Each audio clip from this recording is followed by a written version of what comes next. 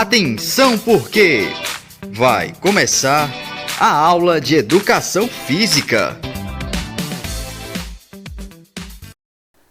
Olá pessoal, sejam bem-vindos à nossa última aula global da segunda unidade de Educação Física.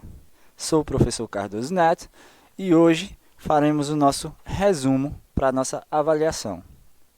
Hoje teremos a participação do professor David, da professora Tatiana e comigo, professor Cardoso Neto.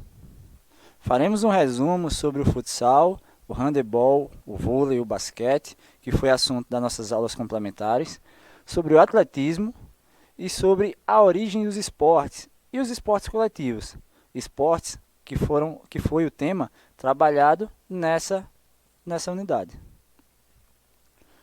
Vamos para o resumo? A história do esporte.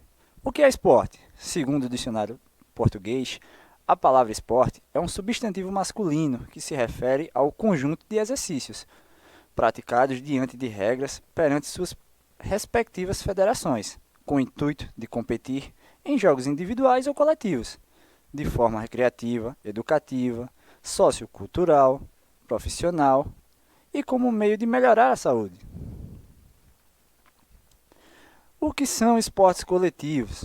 Os esportes coletivos fazem parte da nossa cultura corporal de movimento, sendo caracterizado como esportes que exigem em sua prática a participação de duas ou mais pessoas, em oposição à equipe rival. A origem dos esportes coletivos. Não podemos definir uma origem exata do surgimento dos esportes coletivos, pois eles têm cada um sua data de origem ou criação. Podemos definir, sim, os mais antigos, que, segundo grandes historiadores, são o polo, que é aquele esporte lá com cavalo, que vai com o taco, vai jogando a bolinha, e o hóquei, que é carregando a bolinha com o taco, assim como o polo, só que correndo. O polo, que data desde 600 a.C., e o hóquei, que data no ano de 316 d.C. Divisões ou categorias. No esporte, temos algumas categorias que se dividem os tipos de esporte. Vou apresentar aqui alguns para vocês. O primeiro será o esporte com rede divisória ou com parede de rebote. São esportes nos quais o objetivo principal é lançar, bater ou arremessar a bola ou um objeto de mesma função para a quadra adversária, sobre uma rede ou rebatendo contra uma parede. Um exemplo é o vôlei de praia e o sepak takraw. Esportes de campo e taco. Categoria que reúne as modalidades que se caracterizam por rebater a bola lançada pelo adversário o mais longe possível, para tentar percorrer o maior número de vezes as bases ou a maior distância possível entre as bases, enquanto os defensores não recuperam o controle da bola, e assim somar pontos.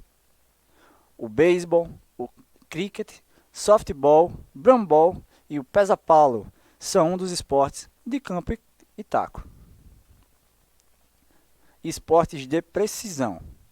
Conjunto de modalidades que se caracterizam por arremessar ou lançar um objeto, procurando acertar um alvo específico, estático ou até em movimento, comparando-se o número de tentativas empreendidas à pontuação estabelecida em cada tentativa, maior ou menor do que a do adversário, ou a proximidade do objeto arremessado ao alvo, mais perto ou mais longe do que o adversário conseguiu deixar, como nos seguintes casos: bocha, curling, também tem o dados, arremesso de dardos, tem arremesso de peso, tem vários esportes que a gente tem que alcançar um alvo com um determinado objeto. Esportes de meta ou invasão. É um conjunto de modalidades que se caracterizam por comparar a capacidade de uma equipe de introduzir ou levar a bola ou outro objeto a uma meta ou um setor da quadra, do campo, defendida pelos adversários. Gol, cesta, touchdown, protegendo simultaneamente o próprio alvo, meta ou setor do campo, como o basquete, o frisbee, o futsal, o futebol americano, handebol, hóquei sobre a grama, polo aquático e até o rugby. Esses são alguns esportes que compõem os esportes de meta ou invasão. Boa tarde, alunos. Meu nome é Tatiana, sou a professora de Educação Física e nossa aula hoje será a aula resumo, tá? Sobre o atletismo. Bem, como vocês já viram nas outras aulas, o atletismo é a prática esportiva mais antiga que é conhecida como esporte base. Isso porque as suas modalidades compreendem os movimentos mais comuns para as pessoas, desde a antiguidade: corrida, lançamentos e saltos. As provas de atletismo são realizadas em estádios, no campo, em montanha e na rua. A pista do atletismo oficial deve ser feita com piso sintético e ter 8 raias, cada uma medindo 1,22 metros de largura. Corridas rasas, com barreiras e com obstáculos. Marcha atlética, revezamentos e saltos. O esporte ficou conhecido no Brasil no século XX. Em 1952, o Ademar Ferreira da Silva conquistou a primeira medalha de ouro em salto triplo para o Brasil, o que aconteceu nos Jogos de Helsinki, na Finlândia. Corridas rasas, com barreiras, com obstáculos. As corridas podem ser de curta distância ou tiro rápido, e seu percurso pode variar entre 100 e 3.000 metros. As corridas rasas mais curtas são de 100 metros, as mais longas são de 10.000 metros. As corridas com barreiras podem ser de 110 metros e 400 metros, enquanto as de obstáculo são de 3.000 metros. Essas são as distâncias para as provas de adultos, tanto de homens como de mulheres. Salto com vara. A prova do salto pode ser feita em duas modalidades: em salto vertical e em salto horizontal.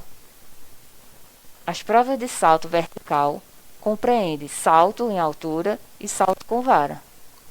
De acordo com a regra, no salto em altura, os atletas correm e saltam de costas sobre uma barra horizontal. Para realizá-las, os atletas correm 20 metros e, tomando impulso com uma vara flexível, saltam sobre uma barra. O objetivo é não derrubar o sarrafo, nome dado à barra. Bom, pessoal, esse foi o nosso resumo do atletismo. Até a próxima e tenha uma boa prova. Olá, pessoal, sou o professor David e na nossa aula de hoje nós iremos fazer uma revisão sobre os esportes coletivos de quadra. Nosso primeiro esporte é o handebol. A origem do handebol. O handebol é um esporte coletivo que foi criado pelo professor alemão Karl Schillers, na Alemanha, no ano de 1919. Então, o professor Karl Schiller ele deu nome ao esporte handebol. Mas o esporte handebol, ele nem sempre foi da forma que nós conhecemos hoje. Durante um bom período, ele foi praticado em campo, como se fosse um campo de futebol. Até o número de jogadores era diferente. Eram 11 jogadores em cada equipe. Ou seja, durante um tempo, até mesmo durante edições olímpicas, essa atividade ainda foi feita em campo gramado. Só depois, posteriormente, é que passou a fazer parte do esporte de quadra e assim até os dias atuais. No Brasil, chegou na década de 1930. Então, ele chegou ao Brasil ainda no formato de esporte de campo. Só depois é que começou a ser praticado em quadras. Aqui são alguns fundamentos do handebol, certo? Recepção é o ato de receber a bola. Então, o atleta recebe a bola do seu companheiro. O passe é a ação de passar a bola para um companheiro de equipe. A empunhadura. Empunhadura é a forma como o atleta segura a bola para depois arremessar no gol ou fazer um passe. Arremesso é o arremesso ao gol. Então, é a forma como o atleta lança a bola na tentativa de fazer o gol. O drible. O drible, pessoal, é quando o atleta ele passa pelo jogador adversário, batendo a bola, quicando a bola no chão. Já a finta é quando ele faz uma finta com a bola, com a intenção de finalizar a bola ao gol. Certo? Aqui nós vamos ver agora algumas regras. Existem várias outras, tá, pessoal? Mas nós vamos ver um pouquinho dessas regras aqui só para entender um pouco melhor como acontece a partida de handebol. A partida é disputada entre duas equipes, 7 jogadores em cada equipe. Ou seja, nós temos 7 jogadores para cada lado. Desses 7, um é o goleiro, os outros 6 são jogadores de linha. Lembrando que nos esportes coletivos, nós temos jogadores reservas, que eles podem entrar durante o decorrer da partida.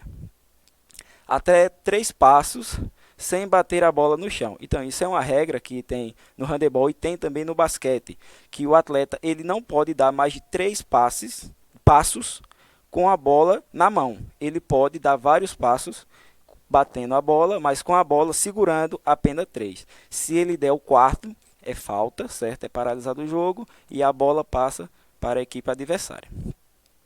Não pode utilizar os pés para tocar a bola, exceto o goleiro. Então, como o handebol utilizamos as mãos para jogar, então os pés, o pé no caso, não pode ser utilizado para chutar a bola, por exemplo, exceto o goleiro. O goleiro ele pode defender com qualquer parte do corpo. Não pode tomar a bola da mão de outro jogador. Então, em momento algum, você pode arrancar a bola da mão do seu adversário.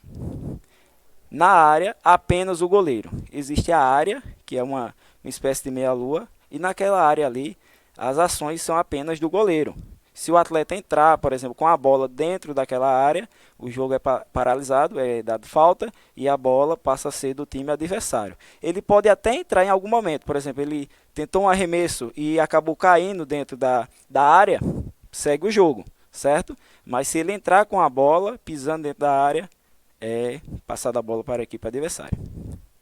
Substituições ilimitadas, ou seja, no handebol, o atleta ele pode entrar e sair da quadra de jogo várias vezes durante a partida. Não há um limite, certo? Então esse é o nosso handebol. Vamos para a nossa próxima modalidade. Aqui nós vamos falar um pouquinho agora sobre o basquetebol, ou simplesmente basquete, certo, pessoal? Não está errado se você falar basquete. É uma abreviação do nome basquetebol. Origem do basquetebol. O basquetebol foi criado em 1891 nos Estados Unidos pelo professor de educação física canadense James Naismith. Então, o esporte surgiu como uma alternativa ao inverno rigoroso da região. Então, qual era a intenção dele? Era criar um esporte que, nesse inverno, pudesse ser praticado em um lugar coberto. Então, tendo em vista que, durante o inverno, como lá o inverno era muito rigoroso, ele não podia praticar um esporte ao ar livre. Então, ele queria criar um esporte que pudesse ser praticado durante aquele período. Então, ele criou um esporte em um lugar fechado, coberto. Ele também tinha a intenção de criar um esporte que fosse menos violento, por exemplo, do que o futebol americano, que era um esporte muito praticado na época. Então, ele tinha essa intenção também de diminuir esses impactos entre os jogadores.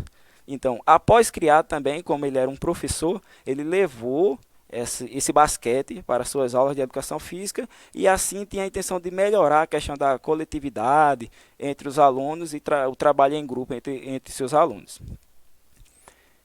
Chegou ao Brasil em 1896. Então, chegou um pouco depois, né? Pouco tempo, 5 anos após a sua criação. E aqui no Brasil, ele, como qualquer outro esporte, quando ele chega, ele demora um pouco a ser espalhado em território nacional, e assim o basquete foi, mas com o passar do tempo ele foi evoluindo e hoje ele é conhecido nacionalmente e praticado em todas as regiões do nosso país. Aqui agora nós vamos ver os fundamentos, certo? Alguns fundamentos são bem parecidos, por exemplo, com o do handebol. eles se parecem em algumas coisas. Por exemplo, empunhadura, que é a forma como o atleta segura a bola. O drible, mesma coisa também, quando o atleta dribla o seu adversário quicando a bola no chão. O arremesso, só que o arremesso, no caso do basquete, ele é diferente. Lá no handebol a gente faz o gol, arremessa no gol. No basquete a gente arremessa na cesta. Passe, o passe também, mesma coisa, o objetivo de passar a bola para o seu companheiro.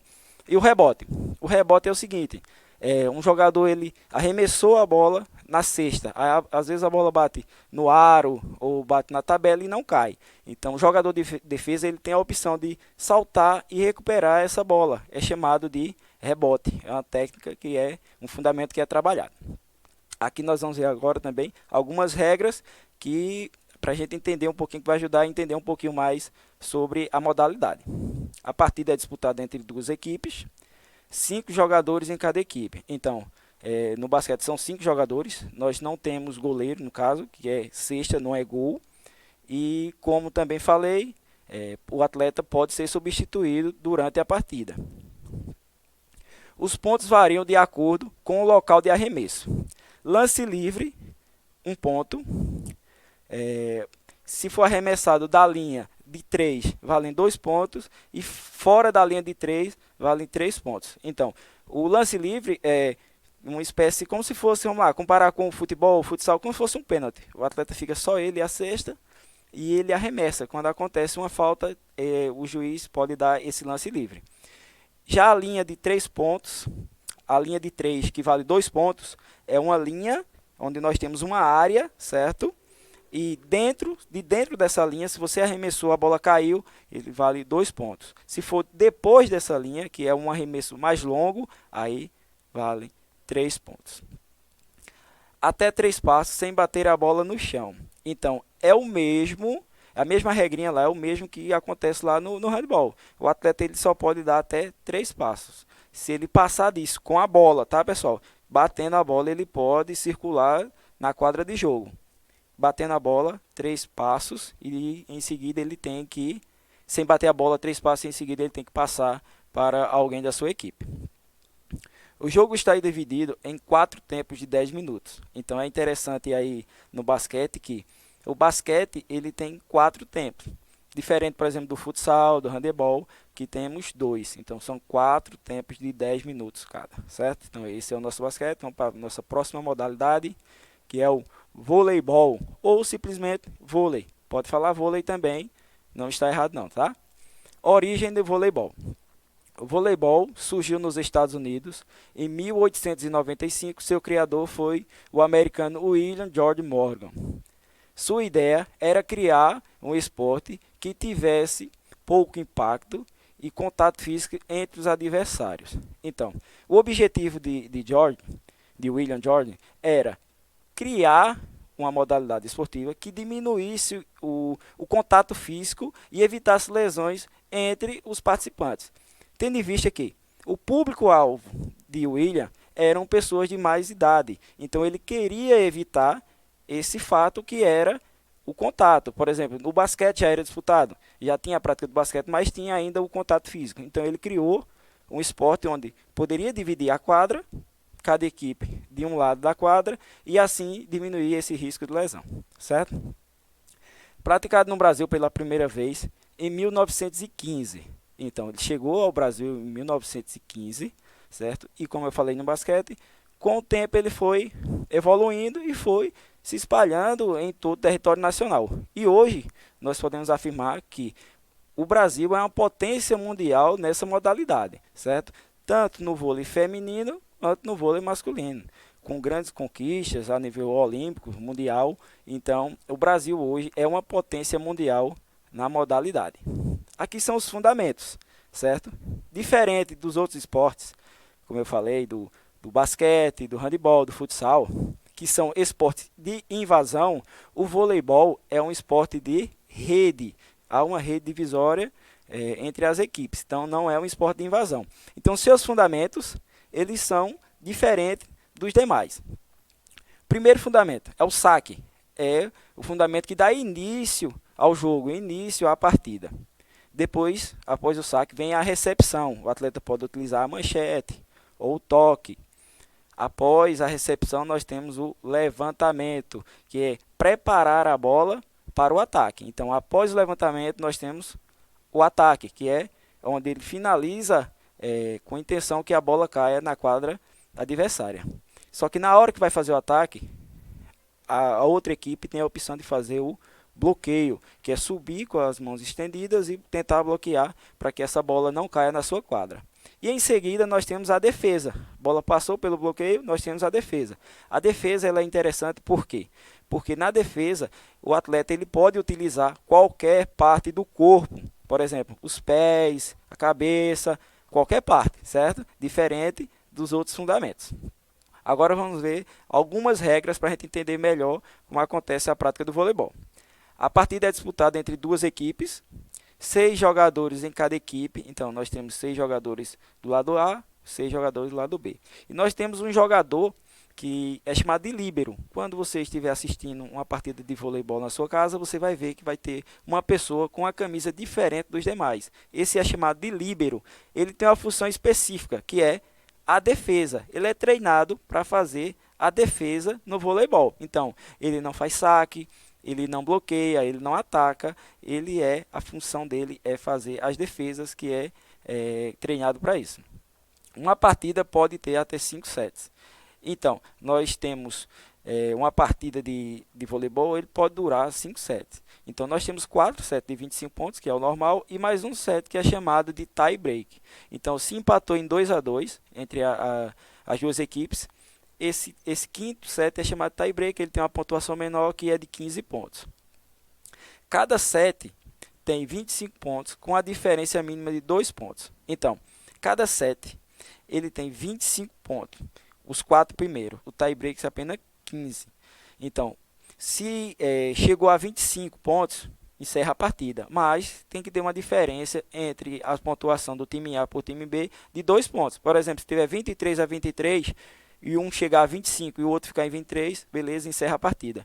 Se chegar a 24-24, então não termina mais em 25, vai a 26. Tem que abrir 2 pontos de vantagem para que a partida possa ser encerrada. No caso, o set seja encerrado. Cada equipe só pode dar até 3 toques na bola. Então, após o saque, a bola passou para a quadra adversária, os jogadores do time só podem dar até 3 toques na bola. 1, 2, o terceiro tem que ser o toque de passagem da bola para a quadra adversária, certo? Isso foi o nosso voleibol. Vamos agora ao nosso futsal. Origem do futsal. O futsal também conhecido como futebol de salão. Então ele foi chamado durante muito tempo como futebol de salão. Por quê?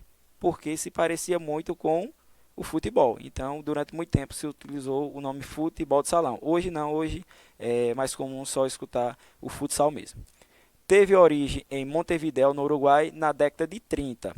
O responsável foi o professor de Educação Física, Juan Carlos Gravier. Então, qual era o objetivo dele quando ele criou o futsal? Ele queria criar uma modalidade esportiva onde ele unisse alguns esportes, né? Ele pegou os fundamentos do futebol, pegou a quadra ali do basquete, do handebol. Então, o que ele fez? Ele montou um novo esporte.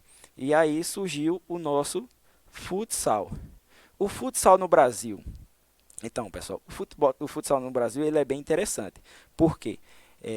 Há também uma ideia que o futsal pudesse ter surgido aqui no Brasil. Seria uma segunda versão para a origem do futsal, em 1940. Mas a mais aceita é que realmente o futsal tenha surgido no Uruguai, em Montevidéu, na década de 30. Então a mais aceita mundialmente é essa do Uruguai.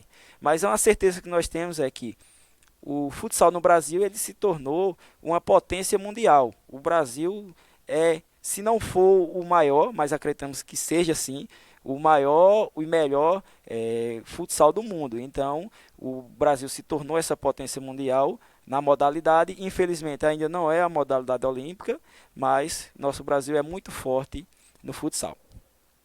Aqui nós temos os fundamentos. Aí nós temos o passe, que é o ato de passar a bola para o seu companheiro. O chute, que é Chutar a bola pode ser ao gol ou para tirar a bola de algum lugar. Condução é o ato de carregar, de conduzir a bola no ambiente, lá no espaço da quadra. O cabeceio é o ato de golpear a bola com a cabeça. Você pode fazer um passe, cabecear com a intenção de fazer o gol, ou tirar a bola numa zona de perigo da defesa. Recepção, o ato de receber a bola de um companheiro. O drible e finta. Então, o drible é aquele, com a bola, driblou, passou pelo jogador, ok. E a finta, ela é sem a bola, certo? A finta no futsal é aquela que também chamam de drible de corpo e tal. Então, é você sair do seu adversário sem precisar da bola. Então, é chamado de finta, certo? Aqui algumas regras para a gente entender. Existem várias outras em todas as modalidades, tá, pessoal? São algumas só para a gente entender um pouquinho como acontece a prática dessas modalidades. A partida é disputada entre duas equipes. 5 jogadores em cada equipe. Então, nós temos 5 jogadores no futsal, um goleiro e 4 jogadores de linha. Substituições ilimitadas, assim como nos outros. Nós temos o banco de reserva, onde temos jogadores que podem entrar no decorrer da partida. E no futsal é ilimitado também, pode entrar quantas vezes o mesmo jogador, entrar e sair da quadra de jogo. Escanteio e arremesso lateral são cobrados com os pés. Aí é uma comparação, por exemplo, com o futebol, que os fundamentos é basicamente o mesmo do futebol. Mas aí essa regra, por exemplo, do arremesso lateral. A gente sabe que no futebol de campo, o arremesso lateral é cobrado com as mãos. No futsal, ele é cobrado com os pés. Não pode colocar a mão na bola. Então, por que eu coloquei essa regrinha aí? Porque, por exemplo, no handebol, o futsal é o inverso. Então, lá no handebol, como é jogado com as mãos, no futsal é jogado com os pés. E lá, no handebol, só quem pode tocar com os pés na bola é o goleiro. No futsal, já é o contrário. Só quem pode tocar com a mão na bola é o goleiro. Então, o goleiro do futsal, ele tem autonomia para pegar essa bola com a mão, que é para fazer as defesas durante a partida. Certo, pessoal? Então, essa foi nossa revisão de hoje sobre os esportes coletivos. Uma boa avaliação a todos e até a próxima.